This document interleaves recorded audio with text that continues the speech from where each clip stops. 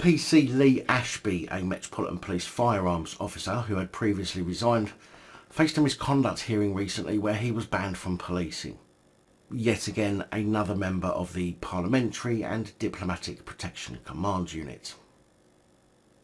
Now, Ashby, thankfully, as far as we know, hadn't been involved in targeting vulnerable women or children.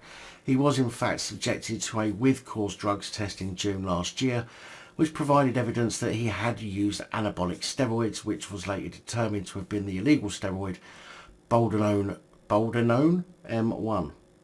Ashby claimed he had used supplements which he bought online and in high street shops, but had no idea that supplements contained steroids. He even tried to stitch up a so-called mate by telling police that a friend had given him a bottle of capsule supplements because they were giving his friend a headache, but that they did not look suspicious. Of course, a drugs test is unable to determine how much someone has taken, only that they had been taken. Ashby has now fucked up a 25-year service in the police with no previous issues. On January the 30th, a misconduct panel decided that his actions were so serious it would damage confidence in the police if he was subjected to anything less than dismissal.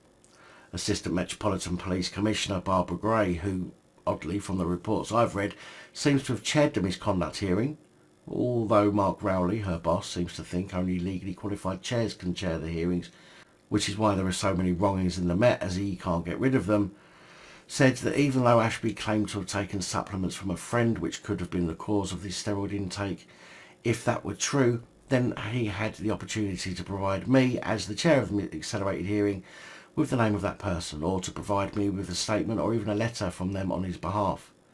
He was not required to do so, but I am entitled to take into account that he says he took capsules from a friend, where he gave me no information about this.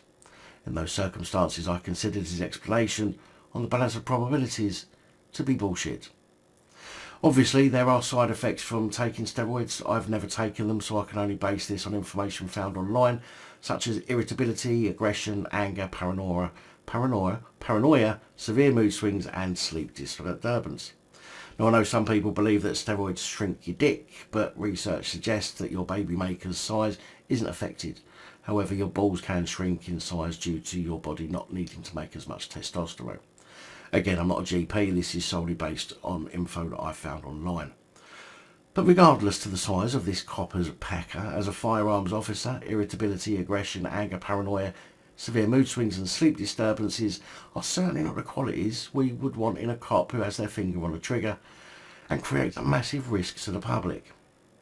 Now, upon doing some additional research before editing this report, I did find a mention of a PC Lee Ashby, who was a firearms cop with the Parliamentary and Diplomatic Protection Command.